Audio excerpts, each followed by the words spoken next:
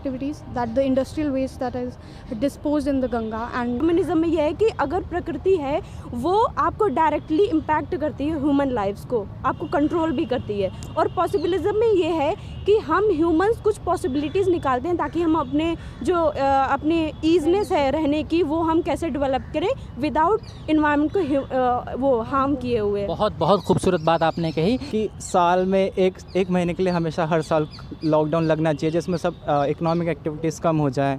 ठीक है, हम जय हिंद दोस्तों, मैं शोएब सलमानी और आज हम जामिया मिलिया इस्लामिया में हैं और ये भूगोल विभाग है।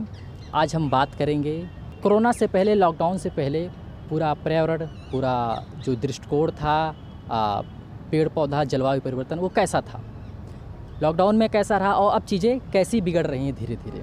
आइए हम लोगों से बातचीत करते हैं। और जैसा कि हमारे साथ हैं, आप देख रहे हैं, ये भूगोल विभाग के स्टूडेंट हैं और ये बच्चे क्या सोचते हैं पर्यावरण के बारे में, जलवायु परिवर्तन के बारे में, इनकी क्या समझ है। जामिया मिलिया इस्लामिया की बच्चियाँ कितनी समझ रखती हैं, ये बच्चे कैसा सोचते हैं। कि क्या नाम है आपका? दिव्यानी शर्मा।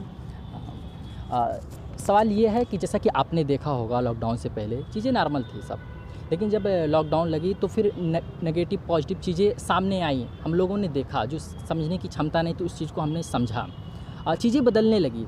आपने ध्यान दिया होगा, जैसे कि आप स्टूडेंट हैं पर्यावरण इस ज्योग्राफी विभाग के, तो आप क्या समझ रखती हैं, कितना बेहतर हुआ था लॉकडाउन में, चीज़ें कितनी खूबसूरत हुई थी और अब लॉकडाउन हटा तो किस तरफ दिशाएं जा रही है, आपकी क्या राय है? लॉकडाउन जो लगा था तो life was normal, everything was normal, social life जो था हमारा चल रहा था, इंटरेक्शन वगैरह, कॉलेज लाइफ। लेकिन जैसे ही लॉकडाउन लगा एक सोशल लाइफ पे तो एक नेगेटिव इम्पैक्ट जो है वो पड़ा। बट वी हैव सीन कि इन्वायरमेंटल इम्पैक्ट जो पड़ा है वो एक बहुत पॉजिटिव था।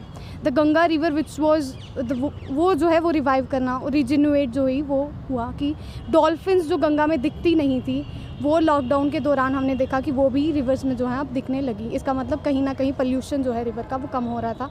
और मेजर जो पोल्यूशन का सोर्स था गंगा का वो था human activities, that the industrial waste that is disposed in the Ganga. And जो घाट वगैरह थे वहाँ पे जो लोग गंद वगैरह जो डिस्पोज किया जाता था, जब वो बंद हुआ तो हमने देखा कि गंगा जो है वो रिजिन्यूएट और एयर क्वालिटी इंडेक्स जो है वो थोड़ा साफ़ होना स्टार्ट हो गया। बहुत खूबसूरत बात इन्होंने कही कि गंगा की जो मछलियाँ थी वो तैरने लगी तट पर आकर, गंगा अपने आप साफ़ हो गई। जिस गंगा को साफ़ करने के लिए लाखों करोड़ों रुपया खर्च कर दिया गया केंद्र सरकार की तरफ से, वो गंगा खुद ही साफ़ हो गई लॉकडाउन में। तो क्या अब लॉकडाउन ख़त्म हो गया है और गंगा फिर गंदी हो जाएगी? क्या गंगा अगर खुद से साफ़ हुई है तो खुद ही साफ़ रहे हमेशा के लिए?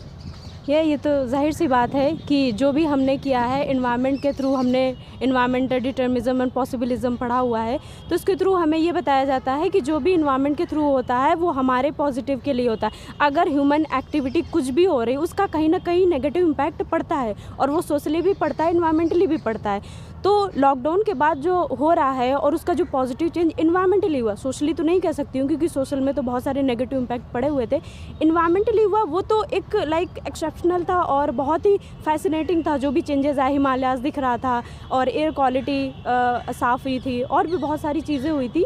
लेकिन जब लॉकडाउन हटा फिर उसके बाद देखा तो ह्यूमन एक्टिविटी रीस्टार्ट्स हो गई, इंडस्ट्रीज़ उसी तरह चलने लगी, तो जो एयर की क्वालिटी है वो फिर से पुअर होने लगी। एंड फिर उसके बाद देखा जाए तो गंगा इंडस्ट्री, ऑब्वियस सी बात है, अगर इंडस्ट्री चलेंगी तो उसका जो मटेरियल होगा या जो भी गंद होगी वो जाएगा नाले में और फिर वो जाके लास्ट में रिवर्स में मिलेगा, तो फिर वो दोबारा वही साइकिल चलने लगी। मतलब इट्स मैसेज कि अगर प्रकृति अपने पे आ गई तो वो सब कुछ नष्ट भी कर सकती है और सब कुछ अच्छी भी कर सकती है। डिटर्मिनिज्म में यह है कि अगर प्रकृति है वो आपको डायरेक्टली इम्पैक्ट करती है, ह्यूमन लाइफ्स को आपको कंट्रोल भी करती है। और पॉसिबिलिज्म में ये है कि हम ह्यूमंस कुछ पॉसिबिलिटीज़ निकालते हैं ताकि हम अपने जो अपने ईजनेस है रहने की वो हम कैसे डेवलप करें विदाउट इन्वायरमेंट को वो हार्म किए हुए। बहुत बहुत खूबसूरत बात आपने कही कि हमारा जो रहन सहन है वो हम अपने ऊपर झेले, हम प्रकृति को क्यों ख़राब करें, वो उसका जो रहन सहन, उसकी जो ज़िंदगी है उसमें हम इंटरफेयर ना करें। बहुत अच्छी बात कही। अब हम बात करते हैं और आप क्या सुझाव देना चाहेंगे? जैसे कि आपने गंगा पर सुझाव दिया, आपने हिमालय पर सुझाव दिया। जो हमारी नंगी आँखें यहाँ से हिमालय नहीं देख सकती थी, जो जाके हमको हिमालय देखना पड़ता था, वो यहीं से सहारनपुर से हिमालय दिखने लगा।